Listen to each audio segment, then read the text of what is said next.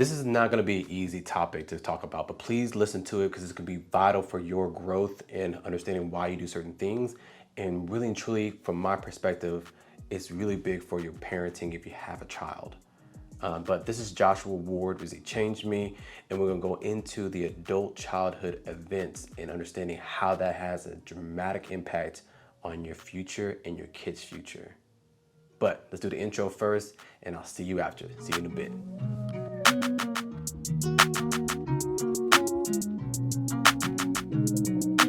Welcome back, YouTube family. And this topic today is a little more intense, a little more deep. It was kind of hard for me to go through some of the statistics and things I watched. And I wanted to go a different route, but I realized I need to break down what an adverse childhood event was so I can be able to go into more depth of what I really believe is the true pandemic in American children's at this point in time. But I want to give a little highlight for maybe in the future. But before we do that, let me tell you about my channel. We have relationships, we have single dad, but I also want to add parenting in general so people don't feel like they're siloed out, that is only for single dad, personal growth, and also attachment theory. And so today's gonna be more in the parenting single dad arena, but we don't understand some of the traumatic things that happen in our childhood and the things that are happening in our childhood and our children that can really have a lasting effect on their lives. So I feel like being more aware of it can really help you understand what's going on in your life. But I really believe, more importantly, we can start to maybe make a change for the children that are being affected. But let's go into it first. What is an ACE, or adverse childhood event?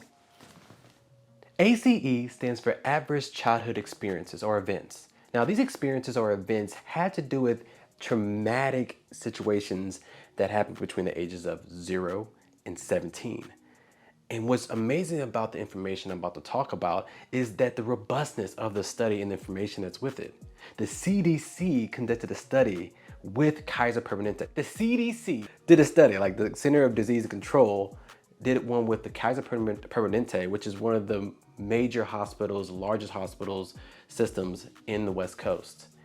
And when they looked at that information, they actually looked at 17,000 participants. 17,000. Now, me being a nerd and being in my professional career, looking at articles and my whole life as a pharmacist, I've learned that 17,000 people is a lot of people to have in a study. And they took these people, not just like randomly, they actually brought these people in from, they were doing your annual checkup anyways, and they asked them if would mind doing the survey for a study. And so that's how they got the information. And in this survey, what it was trying to look at is trying to look at 10 major experiences that could be adverse for a childhood. And they broke those down into 3 different categories, which is going to be abuse, neglect, and household negative experiences. And the abuse, all right, abuse had physical, emotional, and sexual abuse, which are the 3 categories with that. And then with neglect was physical or emotional neglect. And then you had household. Now, household had a few things in that perspective. Mental illness in the household. There could be like substance abuse. There could be a violent situation or situations that happen in their childhood. It could be divorce, separation, and having an incarcerated family member in their household. Now, these things here showed some crazy numbers. And if you look here, it showed that 61% of all the participants had at least one ACE. All right, and 16%, 1 out of 6, had 4 or more. It also looked at different things with different minority groups and how females have it really bad for a lot of different reasons. And so if you look in the comment below, I'll have the study that's from the CDC, which you can read, look at more information, and also look at the chart to see what the disparities are. Don't want to go too much in detail with it, but just so for your information, you can go check that out. Now, let's look at what are the effects of ACE. Now that we have understand a little bit of background and the robustness of that background, let's look at what the effects of that long-term for other people. So what are the long-term effects of ACE? Now, ACE, not all of them are created equal. And depending on the number of ACEs can predict different type of outcomes. But ACE just basically means trauma. And when you have trauma in a child that's unresolved, that produces them in this high alert, fight or flight, always on guard, making sure everything's okay. And that's if it's unresolved. And that causes them to be in stress, but on a consistent basis, which is considered toxic stress. Toxic stress is just being in stress consistently. And that can wreak havoc on your body, your internal organs, and more importantly, your brain. It can change your brain chemistry, how you think and operate, your architect, how it actually develops and grows, and your DNA expression. Like DNA expression, that pretty much does everything in your body. And so looking at that can actually have effect on your hormones, it can have effect on your immune system, how sick you get, and then even deeper, it can have effects on your behavior, your decision making. So this is huge. This is really big. And if you look here, the statistic says 1 out of 6 people have 4 or more ACEs. And ACEs are associated with the top 5 diseases that are leading causing of death. Mental illness. Depression is increased by 44% with people with ACE. You have obesity is increased. You have heart disease, which is like the #1 leading causing of death. You have alcohol consumption, which can cause a lot of different problems like ascites and also liver failure. You don't have to go too much in detail with that, but also diabetes. Okay, and if you look up here, you have it can decrease your life expectancy by 20 years. And so looking at all these things, you start to realize that these have an effect, and then you start, how can this have an effect on just your life in general? All right, they're shown to have decreased performance in school. They show it has decreased work and more employment, more homeless. And also they're more in the drugs and alcohol. And a new study showed that ACEs actually produce people with high opioid uses. So the effects of ACE on yourself and on your child has a huge impact. So being more aware of it and finding ways to prevent it will be monumental, which we'll talk about next. Let's go. So there's 2 things you can do with this. Is #1 is prevent it. Preventing it from happening in the first place is monumental, and knowing what those ACEs are can probably put you more awareness that if you're not doing it on purpose, you can start being more aware of maybe finding ways to counteract these situations. And by doing that, you show a lot of benefits.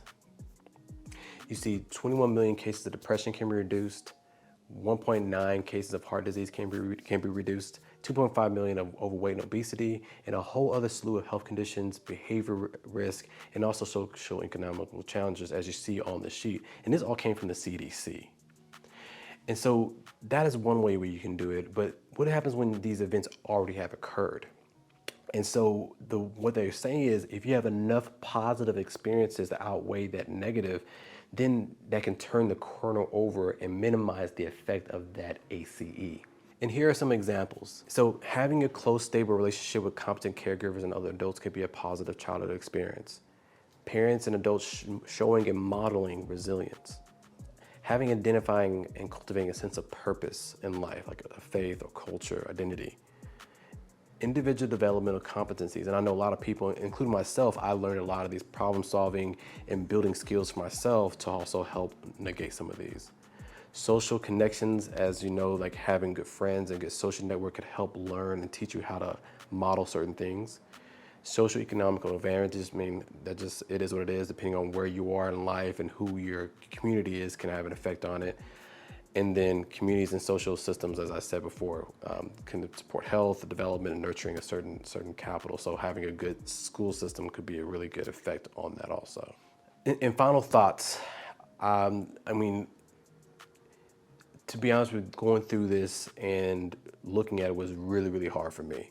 Just to see, and this is more stuff which I may have to go more in depth a little bit further to end this to really understand. But what I really wanted to go through, I couldn't go through without truly breaking down this and realizing that trauma in our children, and sometimes it doesn't have to be an act of, it can be a lack of too, can have an effect on them traumatically over the years.